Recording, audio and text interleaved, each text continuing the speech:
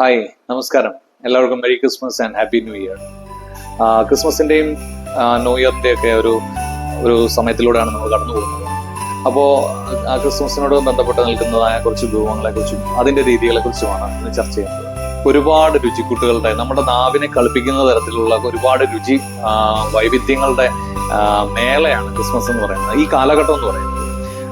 അതിൽ ഡക്കുണ്ട്, പോർക്കുണ്ട്, ഫിഷ്, നല്ല ഫ്രഷ് ആയിട്ടുള്ള ഫിഷിന്റെ രുചികളുണ്ട്, ടർക്കിയുടെ ഓവൻ റോസ്റ്റ് ചെയ്ത ഗ്രിൽ ടർക്കിയുടെ വിഭവങ്ങളുണ്ട്.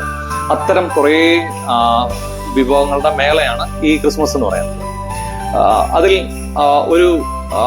നമ്മുടെ പരമ്പരാഗതമായ ഒരു രീതിയെ കുറിച്ചാണ് സംസാരിക്കുന്നത്. തീൻമുറ എന്ന് പറയുന്നത്. തീൻമുറ എന്ന രീതിക്ക് ഒരുപാട് പഴക്കം ഉണ്ട്. അതിന് ഒരു ക്രിസ്ത്യൻ പശ്ചാത്തലവുമായിട്ട് ബന്ധമുണ്ട്.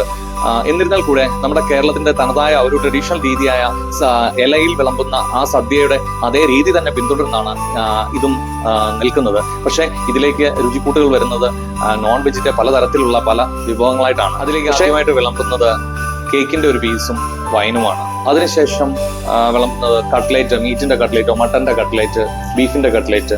അതിന്റെ കൂടെ സെല്ലാസ് എന്ന് പറയും. സെല്ലാസ് ഒരു സാലഡാണ്. അതിനുശേഷം സ്റ്റൂ പലപ്പോഴും മട്ടന്റെയോ ബീഫിന്റെയോ ഒക്കെ നമ്മുടെ പൊട്ടറ്റോയും ക്യാരറ്റും ഒക്കെ ഇട്ട് നല്ല ആവി പറക്കുന്ന സ്റ്റൂ. അതിനോടൊപ്പം തന്നെ കല്ലപ്പം അല്ലെങ്കിൽ പാലപ്പമാണെങ്കിലും ഉണ്ടാവും. ചിലടത്ത് ഇത് ഫിഷിന്റെ ഇതാണ് വേണ്ടതെങ്കിൽ ഫിഷ് മോളിയാണ് അതിലേക്ക് പ്രിഫർ ചെയ്യുന്നത്.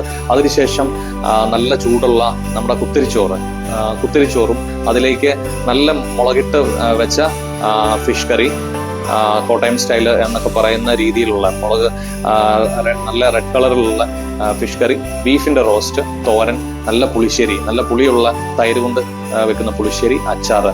ഇതൊക്കെയാണ് ഇതിലേക്ക് വരുന്ന വിഭവങ്ങൾ. അതേപോലെ തന്നെ പരമ്പരാഗതമായ രീതിയിലേക്ക് അതിലേക്ക് വിളമ്പുന്ന ഒരു കൂട്ടാണ് എന്ന് പറയുന്നത് പൈനാപ്പിളിന്റെയും റൈസിൻസിന്റെയും കോക്കനട്ടും ഷുഗറും അല്ലെങ്കിൽ ജാഗരിയും ഒക്കെ ചേർന്ന് നമ്മളിപ്പം പൈനാപ്പിളിന്റെ ഒക്കെ പച്ചടി തയ്യാറാക്കുന്ന പോലെ തന്നെ ഒരു മധുരമുള്ളൊരു കൂട്ടാണ്. ഇതിന്റെ കൂടെ പച്ചടി പോലെ വിളമ്പുന്ന ഒരു കൂട്ട് എന്ന് പറയുന്നത്. പിന്നെ ഇതിൽ നിന്നും ഉണ്ടായിട്ടുള്ളതാണ് നമ്മുടെ ഫിഷ് മാംഗോ കറി എന്ന് പറയുന്നത്. ആക്ച്വലി ശരിക്കും പറഞ്ഞു കഴിഞ്ഞാൽ നല്ല പുളിയും മാങ്ങ ഇട്ട് വെച്ച മീൻ, അതിലേക്ക് തേങ്ങാപ്പാൽ കുറുക്കിയെടുത്ത് ആ മീൻ കറിയാണ് പലപ്പോഴും ചില സൈഡുകളിലേക്ക് ഇത് ഉപയോഗിക്കുന്നത്. ഇപ്പൊ തീൻമുറ എന്ന് പറയുന്നത് ഒരു കേരളത്തിനെ സംബന്ധിച്ചോളം കേരളത്തിൽ വളരെയധികം വ്യാപകമായിട്ട് ഉള്ള ഒരു വിഭവ രീതിയാണ് എങ്കിൽ പോലും ഇവിടെ തന്നെ ഇത് പലതരത്തിലാണ് നമ്മൾ വിളമ്പുന്നത്. അതിന് ചില സൈഡുകളിലേക്ക് ഒരു ആംഗ്ലോ ഇന്ത്യൻ ടച്ചില് പല സാധനങ്ങളും അതിലേക്ക് ആഡഡ് ആവുന്നുണ്ട്. ലൈക്ക് വിന്താലു, പോർക്കിന്റെ ഒക്കെ വിന്താലു ഒക്കെ അതിലേക്ക് ആഡഡ് ആവുന്നുണ്ട്. ചില സൈഡുകളിലേക്ക് ഇതൊന്നും ഉണ്ടാവില്ല.